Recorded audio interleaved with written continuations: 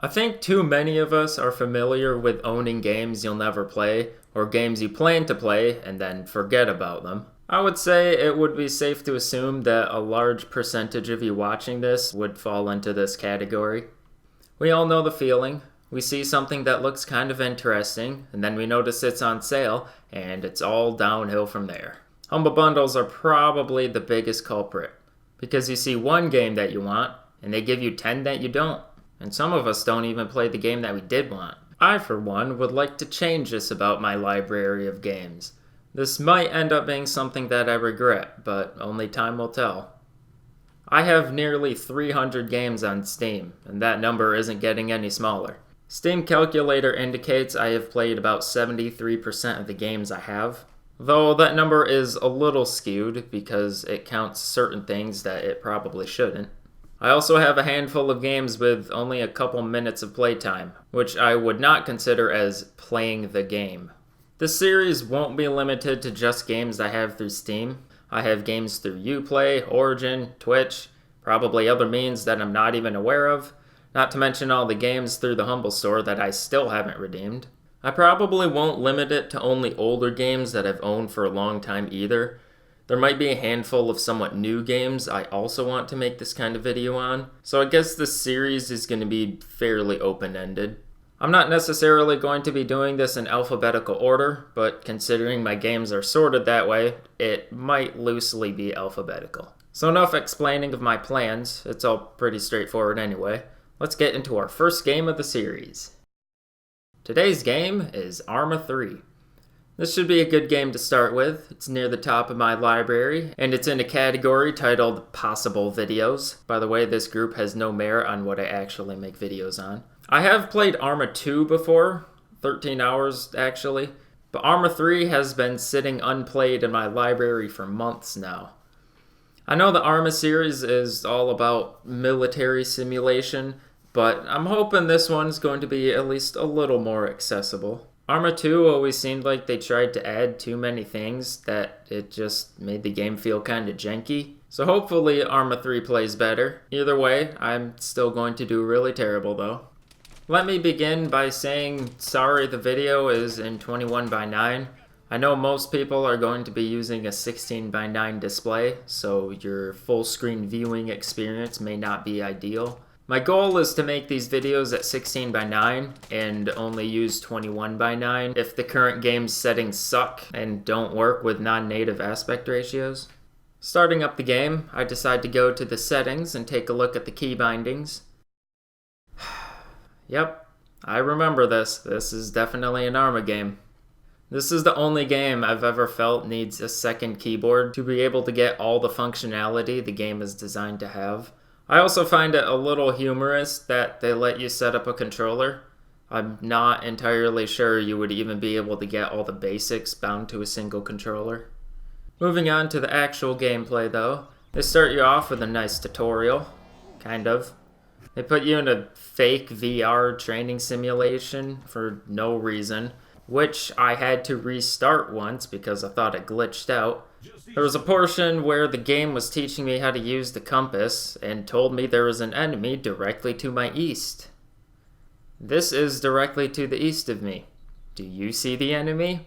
Of course you don't. Don't you know you're supposed to look through the compass in order to see enemies? Are you kidding me? That's right. I spent a good 5 minutes trying to figure out how to see an enemy, which I only managed to do on accident. I'm fairly certain this is the only reason it puts you in a VR type environment, because after the tutorial section is complete, it puts you right into another tutorial where you do mostly the same thing. At least the game gets you introduced to running very early on, because that's what you'll be doing most of the time. Already into our first mission, and I'm starting to get bothered by the inability to skip cutscenes. This game could have a really good story, but truthfully, I don't care. There are a certain set of games I play for the story. Typically, first-person shooters are not one of them. With the first set of cutscenes out of the way, we encounter our first enemies. Here I am, staring at a rock, because I can never figure out where the sounds are coming from. Thankfully, the game is kind enough to tag some of the enemies. Now here I am, trying to figure out how the stupid scope works. I don't know why this was such a struggle for me. I knew how to switch between the scopes, but I guess it didn't work exactly how I expected it to, so I just ended up going back and forth between the scopes. Then after everyone stopped firing, I thought I was going to get the last kill, except I just shot at a butterfly. So I'm off to a great start. Even though I was told that everything was clear and we can move on, I still have to look around because I don't believe them. I think I get too paranoid about getting shot in the back because that was not uncommon for Arma 2. The amount of times I was running somewhere, having a good old time, then got sprayed down out of nowhere was too high to count, and I didn't want to add to that number. The next mission after that is where the tutorial truly comes in handy. I hope you did your cardio for your pinky, because that shift key isn't going to hold itself. Unless there's an auto run feature that I didn't know about. Maybe I should look into that next time I play. Regardless, there's a lot of running. It starts out with a casual drive in a truck, and then bad things start to happen. I decided to watch from a safe distance, and to this day, I could not figure out who was fighting who, or who the bad guys even were. I don't think the game expected me to stand here and watch. They probably didn't think I would learn about the binoculars already. After my leader decided it would be better to travel by foot, because landmines were too much of a concern, I guess. I don't really know what his reasoning was. So, our marathon begins. It was around this time when I realized your allies do not care about you. They will leave you behind without even paying attention if you hurt them. After our first firefight, I was trying to learn how the inventory system works by looting our dead enemies, as I imagined anyone in this situation would. But as I'm sitting there playing dress up, trying to figure out which sunglasses looked cooler on me, I eventually look up and see my only teammate is hundreds of meters away from me. I'm usually used to playing games where I have to wait for the AI before I can move on. The problem with this is, nobody is waiting for me. They have a clear mission to do, and they cannot be bothered to make sure I'm even a part of the same mission. Not only does the AI not care about the player, they also don't care about the other teammates. The combat seems to be completely random, so squad mates might die, they might not, depends if the RNG is in their favor. And none of that ever actually seems to be accounted for. Fallen allies don't get anything more than a simple man down when they die. This man could have had a wife and a child at home, and the leader is just like, oops, I lost another one. Don't worry, we'll pick up more at the next checkpoint. Then again, maybe I'm the worst of all, because while everyone else is moving on physically and emotionally, a little too quickly I might add, I'm hanging back thinking I'm playing an RPG over here, making sure I grab all of his ammo and his clothes. I don't know what lies ahead. What if I need all this? After about an hour and a half of playing, I received my first wound, ignoring the fact that I got blown up by a landmine earlier. This was the first time I actually got injured. 3 things went through my head when this happened. The first thing was, I don't know how to check how much health I have. My second thought, I don't know how to use the medkit that I have. Both of which ended up being useless thoughts because 5 seconds later, I get shot again and it was game over. The third thought was, how did it take this long to finally get shot? Don't get me wrong, I'm glad I'm not getting shot frequently, considering how quickly you die in this game, but does no one know how to aim?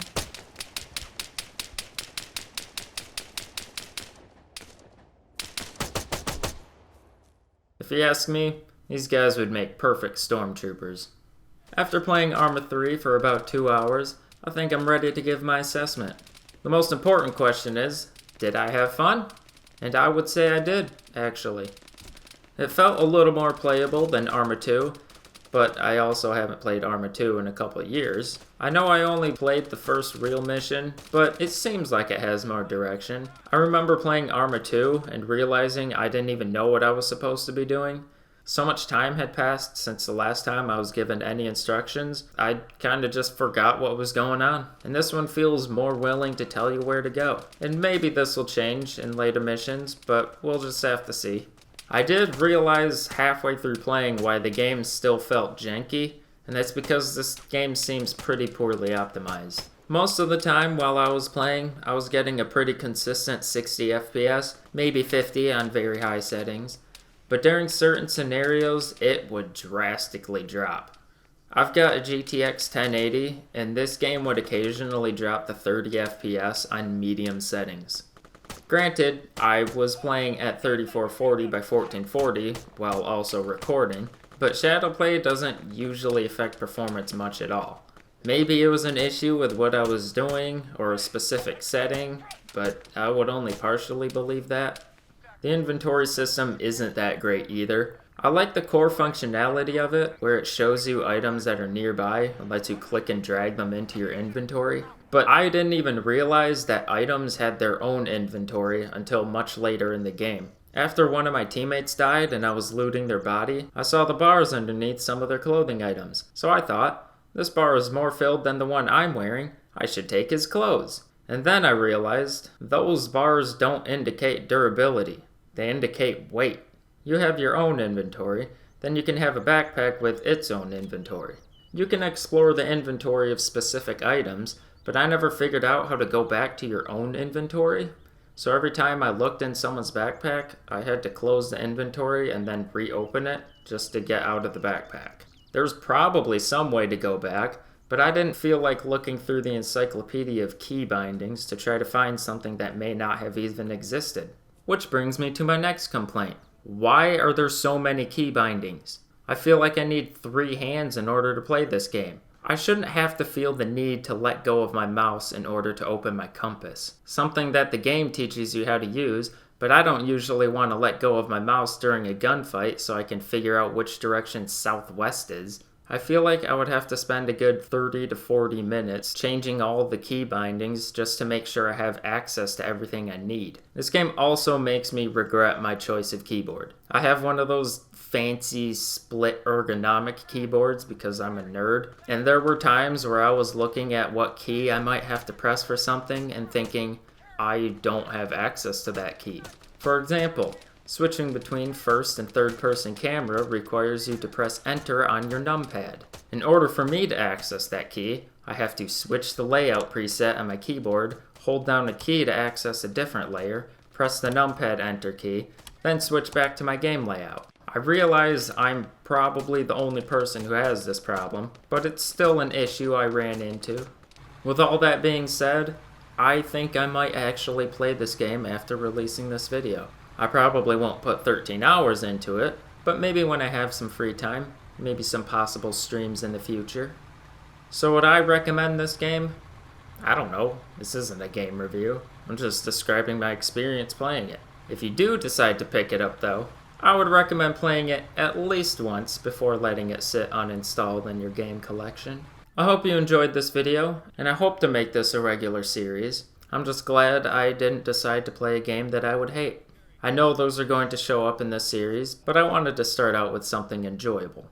So if you liked the video, a rating would be appreciated. I might put a list of my Steam library in the description. I haven't figured that out yet. But if you want to request a game to try out, I will definitely consider it.